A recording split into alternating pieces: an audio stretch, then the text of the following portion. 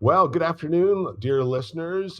This is Lighting the Candle, a world that works. And I am here in the throes of COVID right at the moment and just got finished taking my initial dose of Paxlovid, which I'm expecting is going to make me good as new in about 15 or 20 minutes. And that said, there's just an awful lot going on in the world right now. And I want to introduce myself. I'm Bill Carell. We're up to, I think, 122 episodes on this podcast, and we've had a lot of fun doing it. And I'm just back from a 10-day cruise, and I saw something uh, on Facebook this morning that I want to share with all of you. And I'm going to do this before I pass it over for you folks to introduce yourself. And then I'd like you to, if you want to, make some comments about it.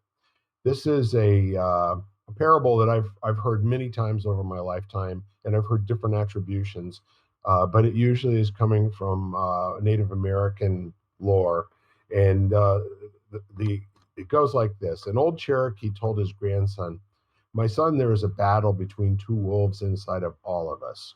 One is evil; it is anger, jealousy, greed, resentment, inferiority, lies, and ego. The other is good. It is joy, peace, love, hope, humility, kindness, empathy, and truth." And the boy thought about it for a moment and he asked, "Grandfather, which wolf wins?" And the old man quietly replied, "The one you feed." So, with that said, I would like to pass this along to my friends. We've got Ken Caputo, Lisa Sheehan, and Jan Jeremias.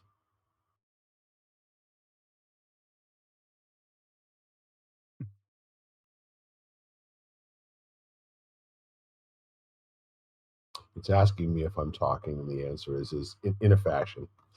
So, Mr. Ken, would you like to kick off? Sure. So you're just looking for some thoughts on that. Uh, yeah. So, well, I guess it's kind of interesting. What strikes me is the fact that yes, there's the intentional, approach to feeding those two things, but there's also human nature. Like one of the things that they're looking at a lot right now, especially with uh, social media and all that kind of stuff, are our attention is naturally drawn to things that we see as a threat so that we can protect ourselves against it. So when people are, saying things that are scary or alarming, that's going to get more attention. And then that feeds the beast that is the financial engine of social media. So, which means that the algorithm, it's nothing personal, it's just monetizing human nature, but then there's a detrimental effect to that. So the question to me becomes, how in the world do you retrain your nervous system to be vigilant against the threat while intentionally feeding, the joy and the comfort and all those kind of things without getting lulled into not recognizing the threat?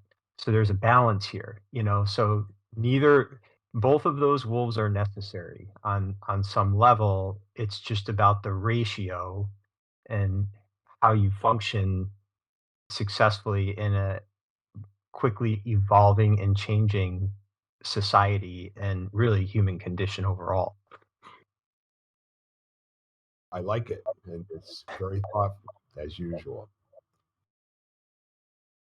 Lisa? Hi. Hello. I've heard that, especially in the last probably decade, that story multiple times, um, and it's always thought provoking every time you hear it.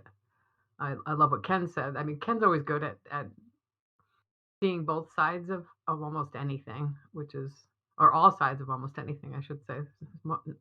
There's often more than two.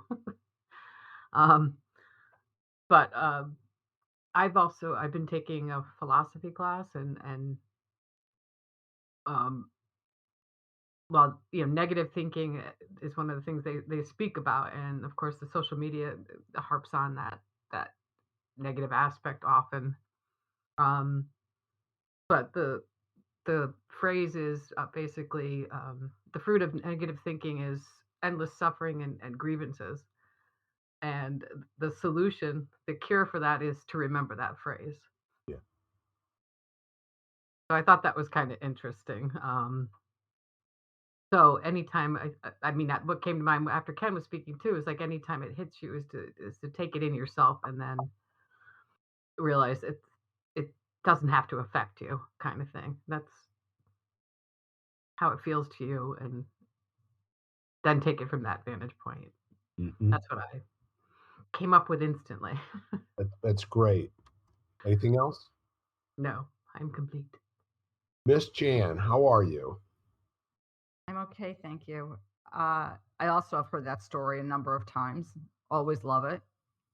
Truly value what everybody has shared so far. I think the first thing I thought of is in hearing, after Ken had spoke and feeding the, let's say, the negative or whatever, is this element of discernment, of stepping back and see how likely is it truthful? Is it, does it seem real? Is it worth investigating and reading further? So this idea of discernment, because I think it distances you it puts a little bit of distance between you and whatever you've been exposed to. Yeah, there's a whole opportunity to consider mindfulness in living. So Right. the ability to detect which one of those voices from which wolf is speaking is not something that I think is readily apparent to people. And in many times there are obviously, opportunities for the message to be very confusing and to show up completely different than how it actually is occurring.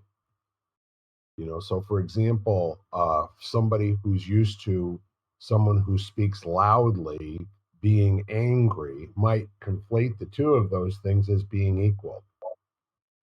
So when you're hearing a message from one or the other wolf, I mean, in this model, it's quite interesting. It gives you an opportunity to start listening differently in terms of when I'm having these 80 some thousand thoughts per day, which wolf is actually speaking? Is it one of those two, or is it yet another still? Is it a lack of wolf that's speaking? But to simplify two paths in life where you have choice and you, as you said, Jan, discernment and the ability to interpret properly which wolf is speaking, what they're speaking to. It's the whole mindfulness things gives you the opportunity to tell the wolves to go lie down in the corner for a minute. You're too busy living your life. Yeah, it reminds me of when during certain meditation practices that I've done where you have to literally label where your mind goes when it wanders. Does it go to the future? Does it go to the past? And just kind of for a second say past, future in your head, like just like where do you go? And then trying to obviously bring yourself back to that present moment when you're in, really practicing mindfulness, truly present. But it's always really interesting to see where you are on a given day. Like, where is your focus? Yeah. It also seems like there's a strong correlation, if not necessarily a correspondence, but it could seem like a correspondence, that the internal wolves are going to be stroked and reinforced by who you hang out with. Mm-hmm. The external communications and conversations with your peers and friends, your parents, all the rest of that sort of thing can enhance the sound and the actual, seductive nature of one of the wolves speaking, and it's not usually the good wolf that's trying to seduce you.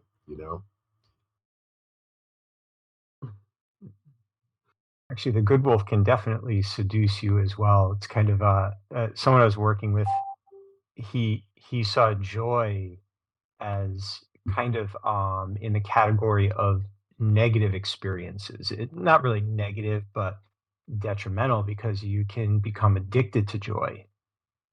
Joy can be something that you start grasping for and it can actually, it's kind of like, there's been some studies more recently about a lot of the personal development stuff out there, the positive mental attitude, optimism stuff, leading to deeper levels of depression because you set yourself up for unrealistic expectations of, believe it, dream it, achieve it type thing, which isn't. Yeah, that's not, that's our world does not work that way. So if you don't have that, if you go too far in either direction, I think it's the the illusion of some semblance of balance by understanding the value of both and the oscillation between the two, you know. But and the other thing, discernment made me think of Tiger Mind, from Five Animal Kung Fu. There were 6 words that were shared with me to describe it, and the first 3 were ready, willing, able, which is kind of that strong, fierce, skillful, head-on approach, but that's only half the equation. The other 3 words were strong, steady, clear.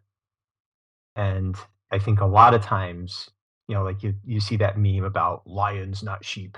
And it's, the sense of the relationship with power being go, overpower, be strong, be stoic, whatever it is. But then you're losing that part of it where it's, who am I? How well do I understand this? And do I have a sense of steadiness in the way that I choose to be ready, willing, and able? So, so I find that kind of interesting. And I think you're right. I think clarity is something that I was just reading something. They're trying to do something where influencers, like, social media influencers, have to disclose if they're getting paid by someone based on what they're saying, because they're saying these things and people are believing that, but they don't know if there's an underlying motive where they're profiting from saying these things. So, and there's a growing concern about that because you stoke that fear or anger, those powerful emotions, and then you sell them a solution. So do you really have their best interest at heart if what you're actually doing is profiting from the decision that you're influencing them to make? So I found that interesting as it relates to this conversation. Yeah. Yeah, in regular media, that we have to disclose that. Right. It's against the law to not disclose that fact. So Right. they should be adhering to such rules too. Well, and if you go to products like not even media, I always say that I'm going to support, let's say, a product that has third-party testing, where the party that's doing the third-party testing has no vested interest. Mhm. So they have no financial benefit from whether you buy the product or not. They're just doing the testing as pure science goes. Yeah, it's back to discernment and clarity. It's really hard to know that, you know. Mhm. So it's like, someone's stating a policy position in politics. Who did someone pay them to say that? How are they profiting from that position personally? Or is it really something that's in the best interest of constituents? The supplement industry, is not regulated. So, so are they telling you that this is something that will better your life, or are they just telling you something that will get you to buy their product regardless of whether it's actually good for you? So yeah, it's really interesting. And it's you look at the way the information is packaged, it distracts you from having the information you need to make a truly educated decision. I attended Yom Kippur services, and so one of the rabbi was interviewing a guy named Haas, who's written, I don't know, in global politics and whatnot. So it was quite interesting. And so when he got to America, he said, we shouldn't be voting on issues. We should be voting on the idea of democracy in this country. Mhm. And A so non-idea. what? What a novel idea. What a novel idea. So it's interesting because I said at this point, how do you tell whether somebody's Right.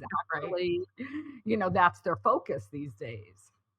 And, it was just an interesting thing to think about. Like, would I be able to discern whether that's somebody's objective? Is that they truly value living in a democratic state, a democratic country? Interesting word that. It actually is another one of those. I don't think that means what you think it means, words, by the way it's used by most people. Mm-hmm. You know, in many instances, it's used by demagogues, who are talking about people who agree with them. That's the democratic, thinking, as opposed to where the conversation is a town square where ideas are obviously going to come into conflict with each other, and those ideas are going to rest and succeed based on the arguments for and against them and how well they relate to most of the people that are listening. So the notion of issues and democracy, the degeneration of the big term, which has to do with the competition of ideas, in my opinion, coming down to what am I going to say to these people that's going to energize them and cause them to move into action? It's all marketing. And if public speakers ever had to tell you when they say something, who it was that paid them to do that, we would hear 50%, disclaimers. This came from the drug, folks. This came from the oil folks. This came from the education, I think the percentage would be higher, Bill. It wouldn't be 50%. 80%, right? Yeah, I think it would be higher. Anything that they say, like 2% would probably be any type of an original idea that they got from their constituents, So what I like about the whole conversation is that the wolves, definitely are not just an internal function, in the world that we live in. They're all over social media. I mean, they're all over the so-called news. The really interesting part of what we're talking about. I met a man on my vacation. Very fascinating conversation. He started out working for Nielsen Corporation about 40 years ago. And we all know them well because of the ratings that they do for television shows and that sort of thing. Or, what the different types of polls that they do.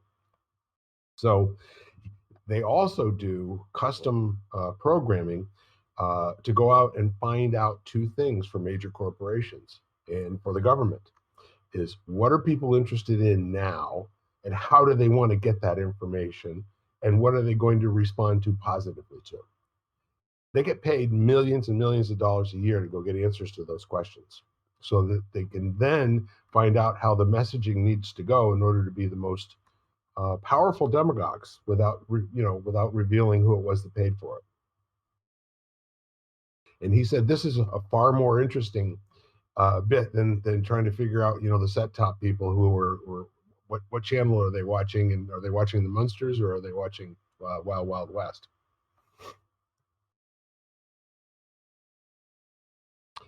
So the other thing is that until this type of a filter is generated for us to consider, and it's really one that you could get lost in for a minute or two, like the five animals, in Kung Fu, or all of these things being, just different colored glasses that we can, view the world through and experience it and ask questions from. If it generates questions, for me, I think it's a really good thing. If it's one more thing to adopt and believe and try out for a while, and to see whether you have that experience with it, I just wonder. I mean, seriously, how many of us would really be interested in taking responsibility for how we listen? I mean, do you think that? Yeah, Yeah. I remember reading about Jack Canfield and when he was young, and one of his mentors said, "I'll take you on, but you have to take 100% responsibility for yourself." And he was like, at first, want to jump at it, and then he had to think about it again. He was like, 100%. That's a little high, but you're the only one that can be responsible for yourself. So it kind of stands to reason, but it's very hard to achieve. that's an interesting place to put people in conversation, is to have them be challenged about how much of a stand they're going to take for themselves. Right. And in most cases, in our culture, my experience, people cave underneath that type of it's a sentence. Are you willing to accept 100% responsibility for yourself? Well, that's a good way to clear a room, Yeah. in my experience. The 50%ers can go over there. It's interesting. There's a guy named Jocko Willink who he's a Navy SEAL who's now he's kind of in the consulting world. He does a lot with like leadership, and he wrote a book called Extreme Ownership, and it was about that. It was about owning everything. Even if you weren't the only element that led to the situation, taking that extreme ownership in the moment. And after writing the book and seeing how people responded to it, number one, he wishes he would have come up with a different title. And number two, he had to write another book called The Dichotomy of Leadership because he confused people. And now they went into, I call it manifester mode, where, it's the rugged individualist, which our country is full of, and you lose that we part. So you're so busy taking extreme ownership that you think it's all about you, and you lose that part of empowering others and supporting them, helping you succeed, creating those truly interdependent relationships. So so taking 100% responsibility, there's also not having an overly aggressive attachment to the level of control or perceived control that you have, or you'll drive yourself and everyone around you pretty crazy. So, but I found that interesting. He writes about it in the beginning of the second book, how there were some unintended consequences, and it was great information. They were great tools, extremely useful. But like everything, when you actually apply it, the universe is a little messy, you know? So it's really clean in the lab. But we don't live in the lab unless we live in the lab like Jan did for a while, right? My life was really easy there, I used to say. I could spend 10 hours working with people's blood and I didn't have to talk to a soul. Yeah. Yeah. Yeah. And if that's the kind of world, but then I left and now now I've had to learn how to navigate people. Yep. And their dog. It's different. We never really match up to our data points. It's just not reality. So, and I wonder if that isn't where, I mean, it's kind of funny. It's like if someone says, "Hey, I have a solution," and someone doesn't like it, and they're now waiting for that solution to not work as well as you think it will, and then they start immediately pointing fingers saying, see, they're not what they said they were. They lied, because the solution didn't work the way they said it would. Instead of, well, let's look at it. What parts worked, what parts didn't, and let's work towards evolving that solution into something that does work. But again, if you're, go back to Bill with the demagogue type thing, if the whole idea is listen to me, not them, you can't have that conversation because you're not in a both and world. You're in an either or. You're painting a black and white picture that actually clouds clarity. And again, you're asking people to choose. It's like, if somebody says I have a solution to a problem, there's going to be somebody in the room who says, what problem? Mhm. That's really cool that you got that solved, and I don't see it. What are you talking about? Mhm. So then there's the whole discussion about, well, no, that's not true. Your data's no good. So every step along the way, there'll be a contrarian, and it's accidental whose buttons get pushed to come out and be that contrarian. But in a group of 40 or 50 people, there's the ones who will respond. There's the other ones who will agree with who responds. And then yet there are more who will say nothing at all, wishing they were someplace else. You want to really get someone angry? Yeah. Tell them you're not. Tell them you're not focused on that problem. Right. Because when it's a problem that has their attention, they're very passionate about it. Yeah. And it's very interesting when we can't all be focused on every problem. We have to be a little selective, and if we're smart, we're strategic, and we leverage our own personal capabilities and position to help create solutions for problems that we can actually influence in a better direction. But someone comes up to you and they're like, this is the problem, and you are part of the problem. If you're not, if they can't recruit you into being part of their solution, you say no. That creates an interesting dynamic. so so how do you resolve that? I mean, to me, the question I always ask is, you know, would you like to hear about the problems that I'm working on solving? Tell me if these are also important. So how about if you're working on that problem and I'm working on this one? Now we're solving two things that are moving things in a positive direction instead of just one. And maybe I can even help you. Tell me about the people that can help you solve your problem, and maybe I can find some people that can help you. But it's not going to be me. That's the well. You can get some interesting responses to that. It's For makes a sense though. while, Ken, I was walking around with extra quarters in my pocket. So if somebody came up to me with something that I consider to be totally irrelevant, I'd reach into my pocket and I'd say, "Look, we're both very busy here. Here's a quarter for you to go call somebody who gives a good rap." Oh, Now, do you think Oh, that'll really set them off. felt unsupported in that moment? No, well, in many cases, but the first time it would piss them off, but by the third or the fourth time, they go, "All right, I see your point," and that would be that. But the point is that we can spend time talking about what needs to be fixed, or we can be in action on the things that we can do something about. That's the whole conversation, is to get back to what will we do together, which is more like what you were saying, Ken, and that is that I may not be qualified to move your problem solution ahead at all. However, I don't have the time right now to understand what your concerns are to the degree where I can make a difference. I'd like to postpone this conversation to another time. And those are the kinds of follow-up things. But whenever the quarter came out, I only had to hold it up in the air for a very short period of time before somebody would go, "Okay, next move, I'm going to go see if there's anybody else who agrees with me that we can come back with you with at least 3 solutions." I said, "Good work." and you go write a country song about it. Oh yeah. You got to have a dog, and you got to have a truck, and you have to have a broken heart in there somewhere. Well, there is one that's here's a quarter, call someone who cares. There's a song. Oh really? How about Yeah. that? There you go. Well, I'm pretty sure I didn't make that up. Somebody probably pulled that on me, and I just thought, well, that got them out of a jam. Because Didn't it have used to. to be a dime too. Yeah, it's funny. And now there's really scant few payphones, and they all seem to take plastic these days. No. You're not getting my debit card. I'm sorry. Here's the other thing, just as we're talking about all of this. What do those two wolves like to eat?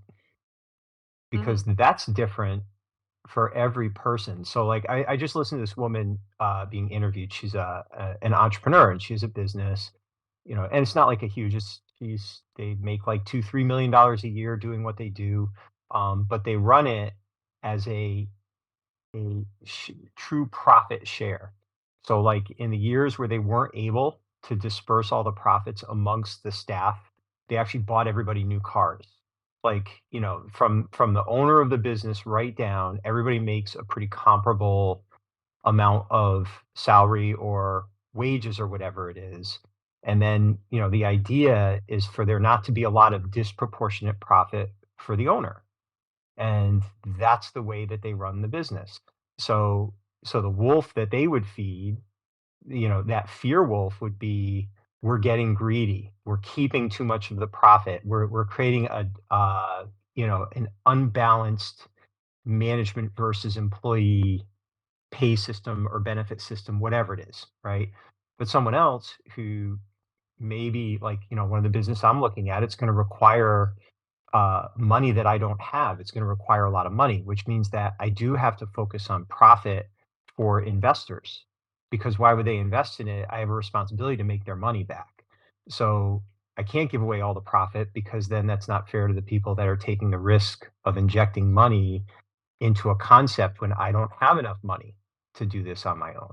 So, but at the same time, I don't want it to be disproportionate, but I have a different, to me, the fear would be it's not making money. Because if it's not making money, I can't meet my responsibilities and then I can't continue to make the impact.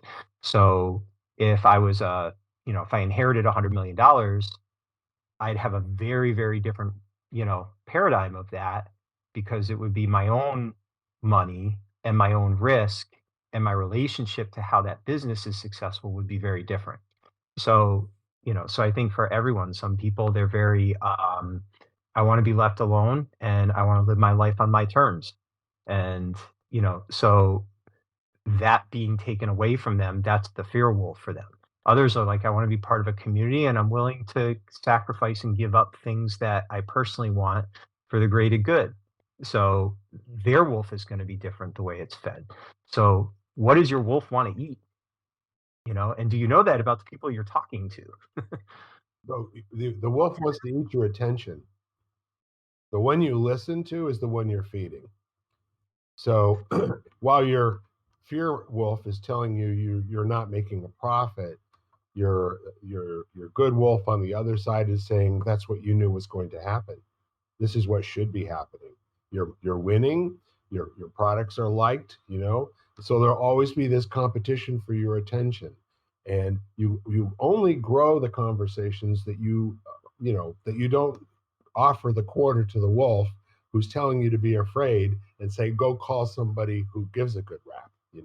Yeah, I guess my thought is it's more,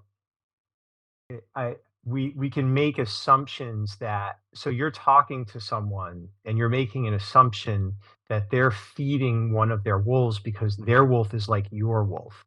And that's not necessarily the case. So you're telling them stop feeding that wolf, and they're actually not. They're feeding the other wolf.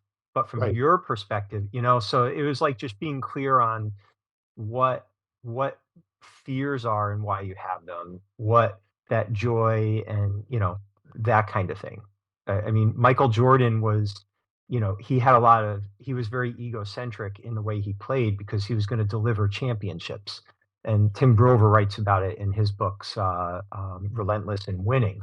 So, but for a lot of people, they were very uncomfortable with his behavior and his attitude because they were more kind of team players and they weren't driven like he was, So like he was probably feeding ego in a more positive way, but from the outside, someone else looking at it would see that in a negative, but it wasn't a negative for him. Yeah. Well, I want to just say that being mindful has nothing to do with other people, in my opinion. They're there or they're not there, and that's what you're being mindful to. When you start to make suppositions and project what you're feeling about yourself onto other people, is where I think most people, they lose their mindfulness. They're now have some sort of attachment to describing what another person is experiencing as opposed to asking them. So when I was talking about giving attention to the wolf, I'm talking about the one inside my head. I don't even know. Okay. I don't even know if you got a wolf. Okay. And if you don't have a wolf, more power to you. I don't know. Maybe you got a tiger. Maybe you got 5 animals in there that are all kind of squabbling with each other. I want a red panda. They're really cute. They are very, very about it. So the whole point of life. Yeah. On your note, Bill, if you're talking to your own wolf, I guess the question is whether your wolf can change. I think whether somebody, and maybe you have an internal kind of tendency, but whether you can work to change the wolf, basically. I think the venerable Native Americans who are attributed, the starting this story, are considering that these are 2 fixed personalities that are struggling to win your confidence and struggling to win your actions. And unfortunately, on the bad wolf side, there's alcoholism, there's stealing, there's drugs, there's beating your wife and kids. On the other side, there's walking away from all of that and getting out into the world and going and getting a job and then getting an education and then progressing yourself as a human being. So I'm not sure that the model was built for changing the wolves. I like it. I think it's breaking the rules, and we ought to do that more often, shouldn't we? We're in charge of those wolves. We'll tell those bad boys how they can behave and not behave. But the idea that there is a wolf that's sitting there waiting for us to upgrade it somehow, I think that's an inspired thought, and I'm going to definitely use that and post underneath my post talking about this new thing. You know, the wolves need to be trained. That's it. Take control of your wolves now. You know, there's something to be said for the simplicity of the model, the way it's spoken. Like I tend to get a little caught up in the complexities of it.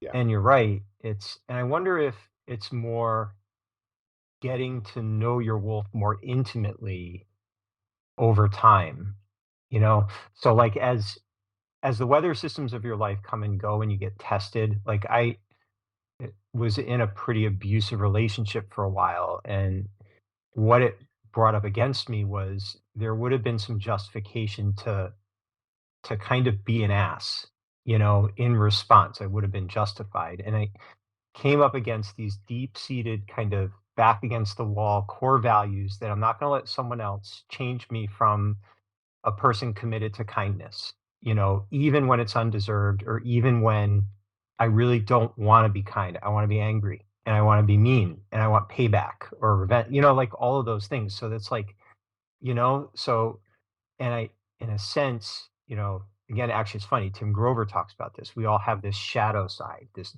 darkness in us, and you can't ignore it. You have to acknowledge it, but then you can choose not to act on it. Yes. So I wonder if, you know, just keeping it kind of simple and taking it at face value, it's not so much that your wolf evolves, it's that you come to understand it better, you know, um, over time. So, whoops, I think we lost Jan for a sec. but but yeah, you know, it's just kind of that's interesting. I think for me that was helpful. Just sometimes just simplify it and look at it at face value, and then recognize what that means to you personally, like you said, Bill, being mindful. You know, Yeah, I think the interesting thing is that all of us have a thrownness again to hear something in our own language, in our own hearing, right? And whatever it is that we're hearing for the first time, we have to interpret that and delanguage it to the point where we have some sense of understanding to even come back and ask questions about it.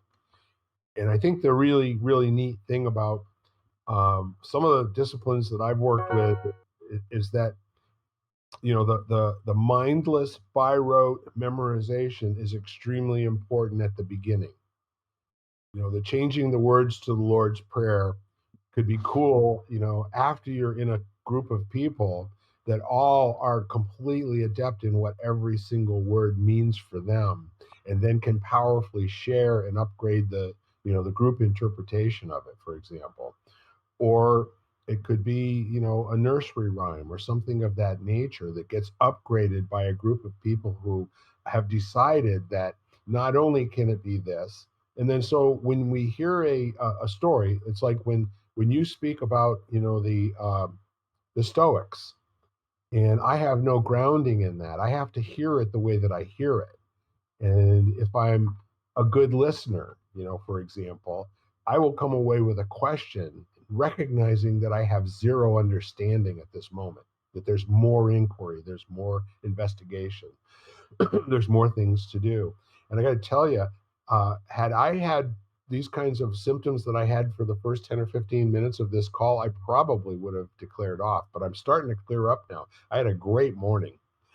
But I think taking Paxlovid really kind of upset the apple cart in terms of whatever my balance was. But I'm doing much better now. that's good. Yeah, And I was thinking what Ken was saying about the simplicity and how it's presented. Because I think every time I hear it, I immediately go to what I think my wolves are, and it could change every time I hear it. 10 years ago, my wolves could have been different in my own mind. I know which ones are, to me, are good or bad, or for lack of a better term, without judging those words themselves. But I think the simplicity of it is the beauty of it too. Like how you present it and how Ken brought it back. Yeah, it's kind of a fundamental thing that most people, if not asked to listen to the 80,000 thoughts they're having during the course of the day, Right. mostly don't notice them. They map them onto themselves, like, who I am are these thoughts. I have no choice in these thoughts. But we can be made bad and wrong, or thought that we have choice in these thoughts, and to have, humility or regret, or, another emotion that goes along with it. But there's a really kind of an empowering thing that's for someone to say, we all have these thoughts, and guess what? Don't try to stop the thoughts. Try to be selective in terms of the ones you listen to. Try to be, selective in terms of where you're getting empowerment, or if your power is being taken away. And it's quite Yeah. fun, because when somebody else says something that we say takes our power away, it's only because it agrees with something that we've heard in our own mind over and over again. Otherwise, we immediately challenge it and go, really? Tell me more about that. I'm not sure. So the other I think philosopher trick too is because we are, I mean, deep down in our soul self, we are not any of it. So to listen to anything, even within what you're saying to yourself, is like, not this, not Right. this. I am not this. That is not me. Yeah, I think things like that are cool too because they're almost like anchors. Like one Mhm. that when there's a lot of noise, one that my teacher always shared with me is, is your head and your heart singing the same song?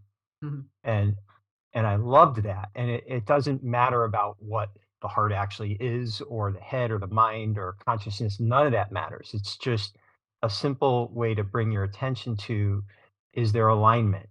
Does this feel right? And does it make sense?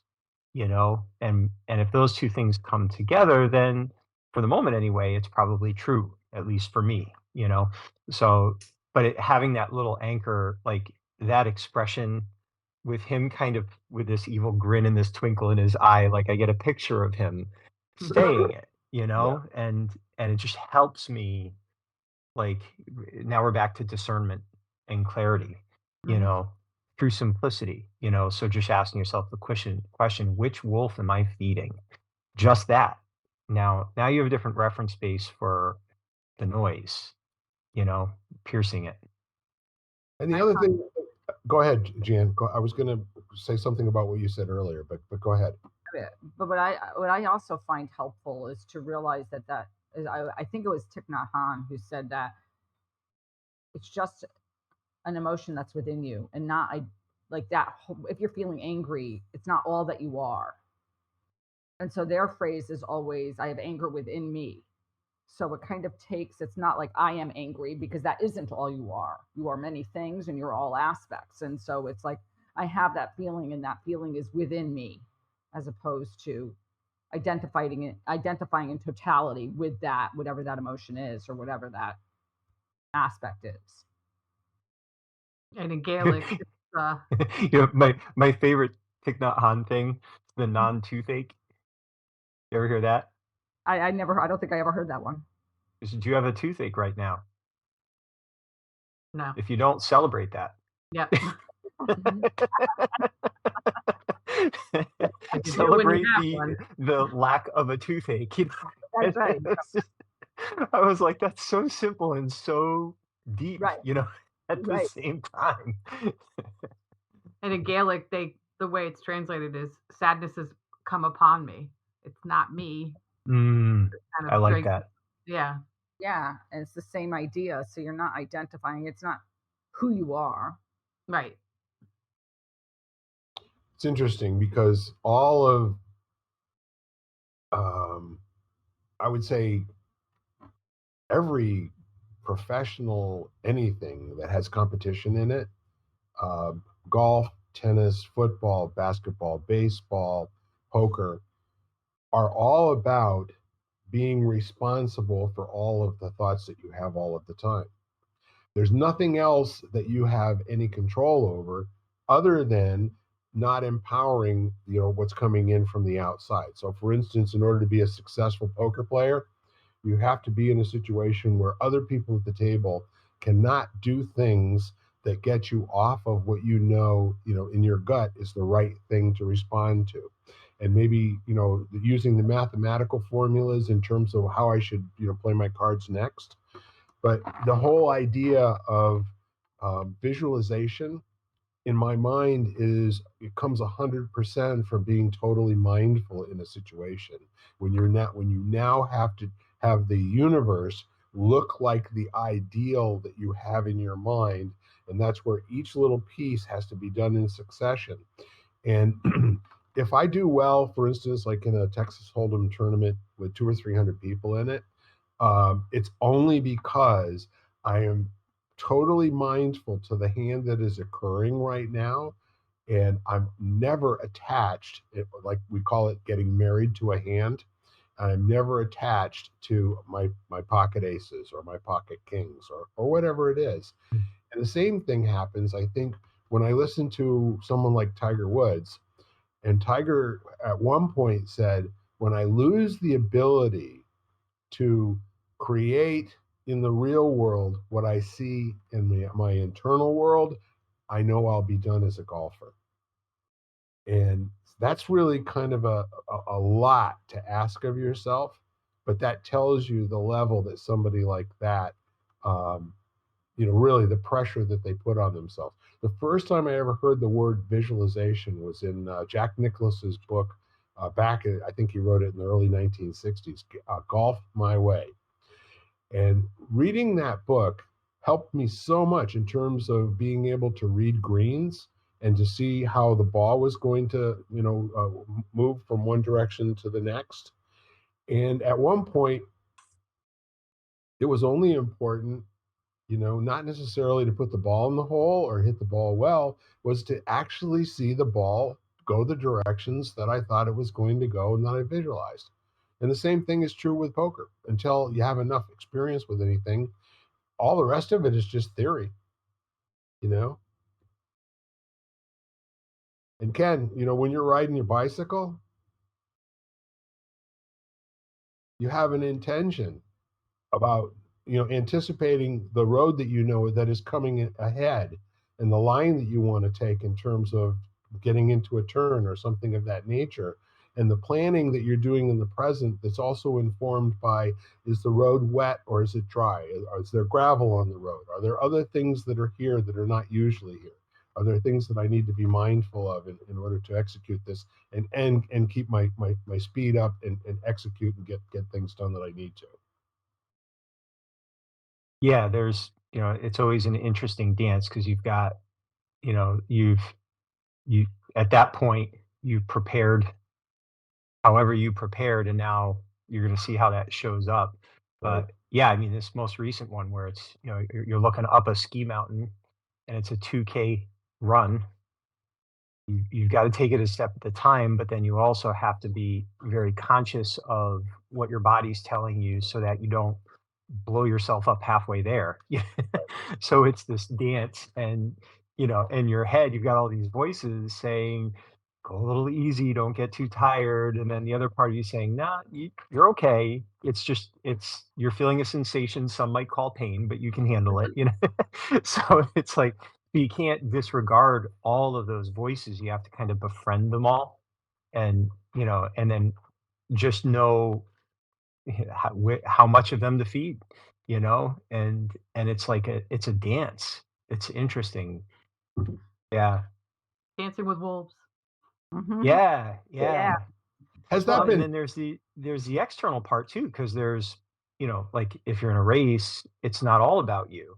It's you relative to the other people that are racing. So sometimes if you're committed to winning, you got to get really uncomfortable because otherwise you don't win. You don't get outperformed. You'll get outperformed. So there's like all of these, assessments in real time, internal and external environments that you're trying to resolve, and then you know figure out what to do with all that information, and only part of the time do you get it right.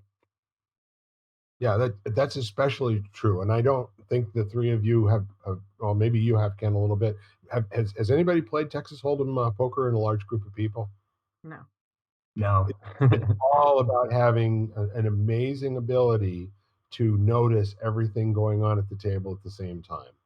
And Ken, from our training, it's being able to take your looking straight ahead and being able to put 30% of your attention over here to the right and 70% of your attention over to your left without moving your eyes at all, and being able to see people's chips and looking for their little ticks and things that they do when they think they're really strong, and looking for the nonverbal messages that are the wolves on the outside, trying to give information that's useful in the next time that it's my turn to play.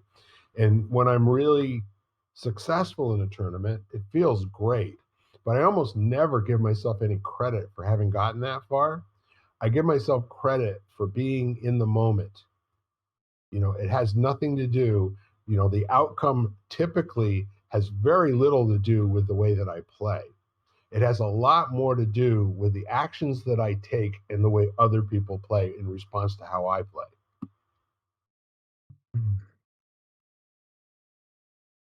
So It's interesting. I just flashed. It's like, because there's like a discipline to that, like the place you put your mind. yeah, And all I could think of was when I was learning to race mountain bikes. You learned early on that if you tried to avoid the tree, you hit the tree. Like, yeah, so you had to acknowledge the tree, but then focus on the line that would cause you to avoid the tree. And it was like this head game, because after you hit a tree or two, you start getting a little preoccupied with the risk of hitting the tree. And and if you have a bad crash, especially, like it was hard for a while to get like back into the right headspace so that you could perform. Your body wasn't holding you back. It was all in your head. yeah. And I could see how, like, with poker, what little I know of it, that seems like a very psychologically violent game. 100%. And the old saying that says, if you're sure you're on a foot thick ice, you're not going to let a sound of a crack make you crazy. But if you're not sure how thick the ice is and you think you might be on thin ice, every little noise and nuance is going Yeah, to. And you're going to that's a good metaphor for it. So the whole thing is how are you listening? What are you interpreting? What are other people trying to get you to look at? Those are the wolves. I mean, all of life is full of people that want you to do something in their service, right? That's the other old saying is you're either going to plan your future or somebody else is going to plan it for you. Mm. And that's what usually happens. People show up and they don't have a plan or an intention.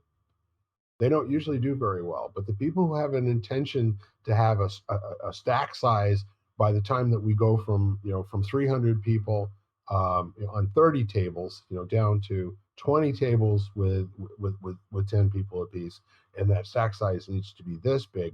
Those are the people that usually do pretty well in tournaments. They have goals and they're not attached to the goals. And if something gets in the way and they have a setback, they release from that. They're not constantly trying to play the game where they're catching up or doing things in a crazy fashion, because that's what usually gets them sent to the rail with the 100 people that didn't make it to 20 tables. Mm. It's a lot of fun. I think you in particular would enjoy watching some people play, Ken, just because of the thinking.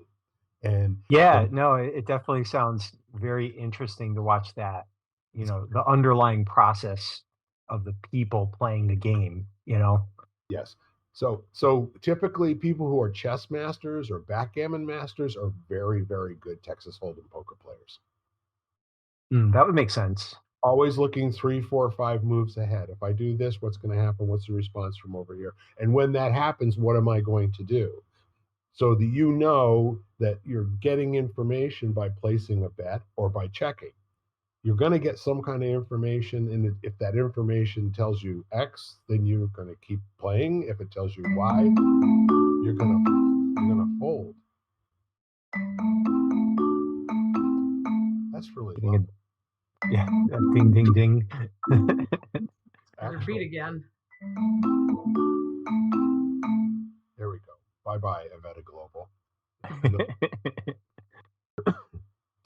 So, you know, the wolves, like anything we talk about, is given this expansive domain for us to have these really great conversations and bring everything into it.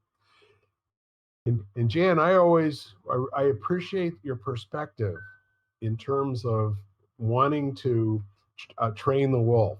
You know, if we could ever integrate those two wolves into just one wolf. I think that I mean, I don't know. I wouldn't say training the wolves. I kind of feel like we always need the opposite of what we're trying to get, because that's how expansion or growth happens. So to, just because you always need that, you need to find the middle place. And so you always, like, you need those negative aspects. Yeah.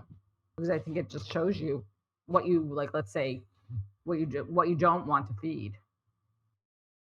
Well, and the interesting part of it is, in terms of the Tao symbol, you know, the black isn't good and I mean, black isn't bad and the white isn't good. They're completer pieces for each other. And so there's always, you know, whatever it is that you are interested in, other things that are going to help you complete that. So I completely agree with you. I mean, we don't grow when things are good in general. We just kind of sit back and kind of very happy that things are going so well. But it's not usually food for any amount of growth or any kind of expansion. We're just very happy going with the flow at that point. Yes. Yeah. There's value in that recovery phase too. You know, it's like, if we remembering our life has seasons, and it's not rest, rest, rest, or go, go, go. There's cycles, you know? So there's, again, you need it all. That's right. Yeah. So the other way that I've heard it said is that the enemy of the best is good enough. Because if it's bad, you're going to respond to that and make something happen. It's an extraordinary human being that sets a goal to have excellence in the best and can go beyond good enough. You know, you have to be in a position either where somebody is reminding you that you said, no, I'm actually going to do this. I'm going to get my doctorate. Not I'm going to get a good job when I have a master's, because that wasn't the point. The point wasn't the good job. This is a stepping off point. You're not done yet. You're going to do some things with that doctorate that you can't do with the master's. So you always got an interesting perspective on that. Seth Godin wrote a book called The Dip, and it was basically, the premise was quit early and often. And he's funny. He said most people, what they do, if you think about, you start something new, it's interesting, and there's kind of this downhill feeling to it, but then you get to the bottom, you get to the dip, and now you got to work really hard to climb out of it. And most people quit when they're at the bottom of the dip. So he's like, decide earlier to either quit or resolve yourself to climbing out of the dip. And I think that's where the dip is good enough, you know, using that language, you know? So, and isn't it interesting how often you could end up saying yes to so many things that you end up with a pile of things at the bottom of the dip instead of, you know, quitting before you even get to good enough. Like, you know, but that's hard, because when it's easy, you're excited, and, you know, so it's kind of tricky to think that through. But that was a really good, he wrote it a while back, but it was really good. I found it helpful. Well, and I'm looking at what you said, Ken, and I think of relationships, because I think when a relationship is new, it's always exciting. You know, you're sharing all this great stuff, you know, whatever. All of a sudden you get to, like, you run out of the good stories or whatever, and that's when the work has to kick in. And then, you know. Yeah, no, that's very. And then the relationship is over, because, you know, everybody wants it to be, you know, like the beginning. You should have quit earlier. That's right. Yeah, no, exactly. decided that whatever, maybe you should have been more discerning in the beginning. Mm-hmm. Yep, that's the old Earth, Wind, and Fire. After the love. So after the love, for on this cruise, we celebrated our 48th anniversary of meeting each other at the party. And you want to talk about a euphoric rise to the top, the honeymoon period, and down into the valley. So over 48 years, I think we've been in that dip, hundreds of times. And it's good not to go alone. Let me just say that, okay? That's cool.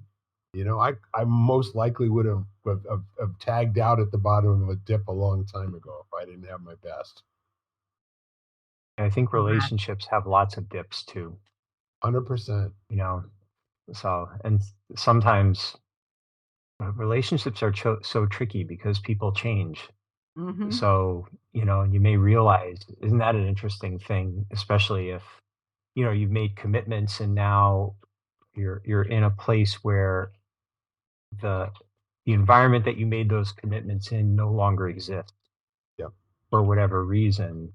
How do you resolve that? It's really, really hard. And also going into a relationship expecting people to change. Yeah. Oh, well, mostly everything is good, but that one thing that happens to drive me nuts, but they might change, or they're going to change, or they say they're going to change. And, Yeah. The big one you hear is like people say, one, I have a family member who went through this. One had wanted children and the other didn't. Mm. And each thought the other one would kind of come around to their view. Oh, man. And it ended the marriage, and it was just, once they realized that that was not something that could be resolved, it really made it impossible for them to stay together. And they're actually still friends and close and everything, but not in a marriage together anymore, So yeah, so it's interesting, Jan, how that, the thing the things we'll sell ourselves, when we were emotionally invested, especially. well, I mean, for me, I look at my, and this wasn't the reason, but, 20, 30 years ago, I was a practicing Orthodox Jew. And now I'm not. So did I plan that? And could I foresee that? No. Mm. But obviously, if I was in a relationship with somebody who was Orthodox, not to be religious anymore would have been a really big deal.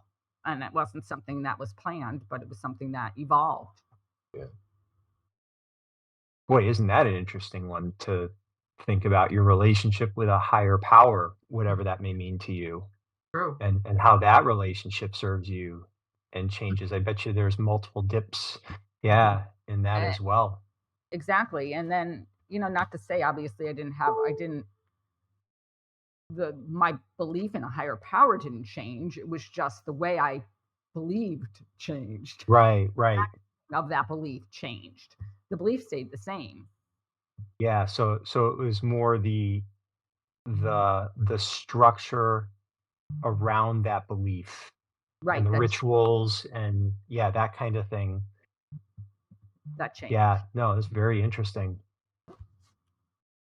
Well, we were pretty careful. We wrote our wedding vows together. They're not traditional. And we took a couple of readings from the Bible. And from day one, the goal was, we both promised each other, you're the person I want to grow old with. And then in addition to that, afterwards, we adopted some other philosophies, which was we take turns going crazy and we acknowledge whose turn it is. And then the third one, which we got on our wedding night from her mother, from Bernice, she said, never go to bed angry at each other. I've always loved that. That was my father's. Yeah. Like my father said, you can never go to bed, like if you haven't like kind of resolved an argument to some extent, like at least where you're at least speaking to each other. Right. And the the really powerful upgrade to that one was when we learned the one You don't always have to resolve something in this conversation right now. Mm-hmm. It's Mm. absolutely perfectly okay to schedule a follow-up appointment sometime in the future where maybe there's more information available or some time for other things to to sink in. And we also used we used the notion of never say anything in anger that you can't take back. So Mhm. after watching my parents, that one was a big one for me because they used to beat the snot out of each other verbally. I mean, it was horrible. I knew how much they loved each other, but man, there were no rules, no timeouts, and no holds barred. They just went at it, and their marriage suffered as a result of it. But I don't know. I think there's hope for us. We might make it yet. But in the meantime, it's been an extraordinary hour plus with all three of you. I've missed you terribly, and I appreciate you carrying me through my symptoms. I'm feeling marvelous now. I'm ready to go out and take on the world. Curse you, COVID. Don't go out yet. No, Yeah.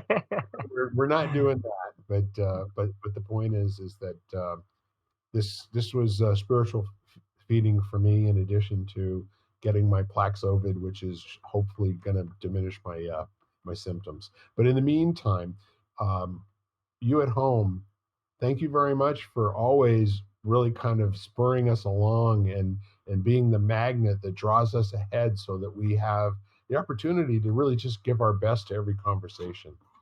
And in the meantime, anyone have any final thoughts before we sign off here? Just to have a good week. Yeah. Yeah. Yeah, that was good. Good. How about this? Have the best week ever. There we Give it- go. Try it. You'll like it. Feed the wolves. Yeah, exactly. Yeah. All right, y'all. We are lighting the candle, a world that works. And thank you once again for listening. We'll be back very soon. And bye-bye for now.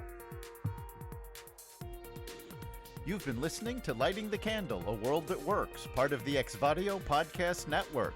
You can catch us each week, as well as the rest of the network, at exvadio.com/podcasts, as well as the Apple Podcasts app, Google Podcasts, Spotify, iHeartRadio, Stitcher, Audible, Amazon Music, and wherever you find podcasts.